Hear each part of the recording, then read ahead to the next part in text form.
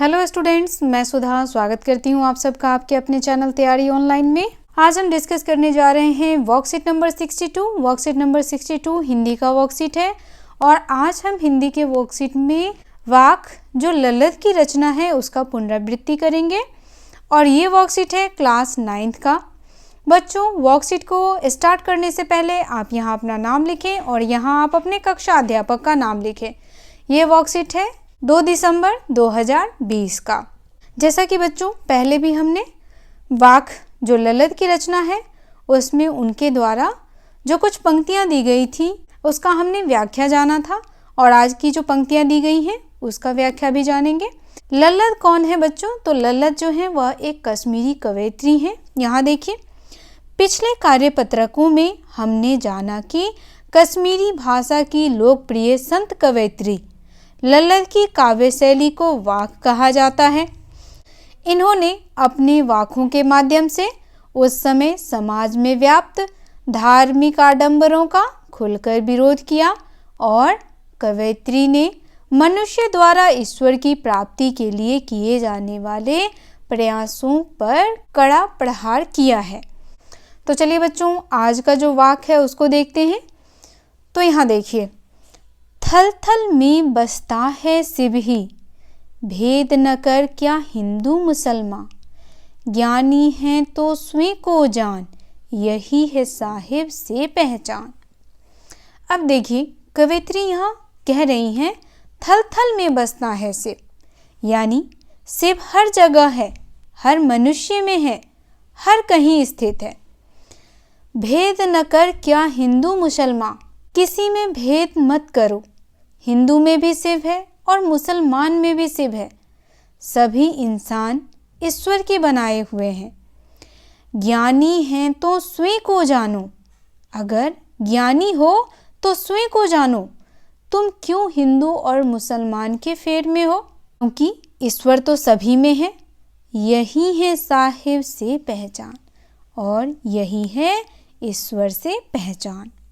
चलिए बच्चों, अब इसका भावार्थ भी देख लेते हैं। यहाँ नीचे देखिए भावार्थ दिया हुआ है। अपनी इन पंक्तियों में कवयित्री हमें भेदभाव, हिंदू मुस्लिम इत्यादि समाज में व्याप्त बुराइयों का बहिष्कार करने का संदेश दे रही हैं। उनके अनुसार शिव यानी ईश्वर हर जगह बसा हुआ है, चाहे वह जल हो या आकाश हो या फिर धरती हो या प्राणी, यहाँ तक कि हमारे अंदर भी ईश्वर बसा हुआ है। वह किसी व्यक्ति को ऊंच नीच भेदभाव की दृष्टि से नहीं देखता, बल्कि वह हिंदू मुसलमान को एक ही नज़र से देखता है। उनके अनुसार ईश्वर की प्राप्ति के लिए सबसे पहले हमें आत्मज्ञान प्राप्त करना जरूरी है, क्योंकि इससे ही हम ईश्वर को प्राप्त कर सकते हैं। ईश्वर स्वयं हमारे अंदर आत्मा रूप में बसे हुए हैं। इसीलिए कवयित्री ज्ञानी पुरुषों से कह रही है कि अगर तुम ज्ञानी हो तो स्वयं को पहचानो, क्योंकि आत्मज्ञान ही एकमात्र उपाय है जिससे हम परमात्मा को समझ सकते हैं और उन्हें पहचान सकते हैं। तो बच्चों, यहाँ ललित जो कश्मीरी कवयित्री हैं वह कहती हैं कि लोगों को भेदभाव नहीं करना चाहिए, उन्हें हिंदू मुसलमान जात पात में भेदभाव नहीं करना चाहिए, क्योंकि ईश्वर तो हर इंसान के अंदर है, चाहे वह हिंदू हो, चाहे वह मुसलमान हो, चाहे वह सिख हो, चाहे वह ईसाई हो, हर किसी के अंदर ईश्वर का निवास है और ईश्वर हर जगह है। ईश्वर को लोग मंदिर और मस्जिद में ढूंढते हैं, लेकिन ईश्वर मनुष्य के हृदय में वास करते हैं। इसीलिए हमें ऊंच नीच भेदभाव ऐसी दृष्टि को नहीं अपनाना चाहिए और वही व्यक्ति ज्ञानी है जो ईश्वर को अपने अंदर ढूंढते हैं। तो ये थी ललित की वाक। चलिए अब इसमें दिए गए प्रश्नों को देखते हैं। पहला प्रश्न हमारा है, कवयित्री ने ऐसा क्यों कहा कि हमें भेदभाव नहीं करना चाहिए?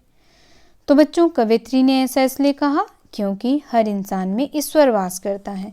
तो यहाँ पे उत्तर हम इस प्रकार लिखेंगे, क्योंकि हर इंसान में ईश्वर का वास होता है, इसीलिए हमें कभी भी भेदभाव नहीं करना चाहिए। दूसरा प्रश्न हमारा है, कवयित्री के अनुसार ईश्वर से मिलने का क्या रास्ता है? आप ईश्वर से कैसे मिल सकते हैं?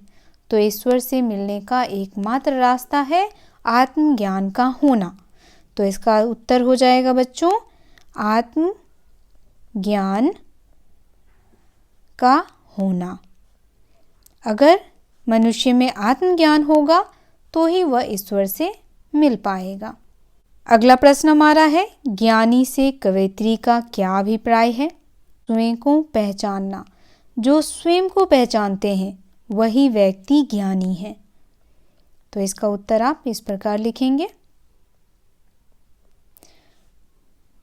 स्वयं को पहचानना।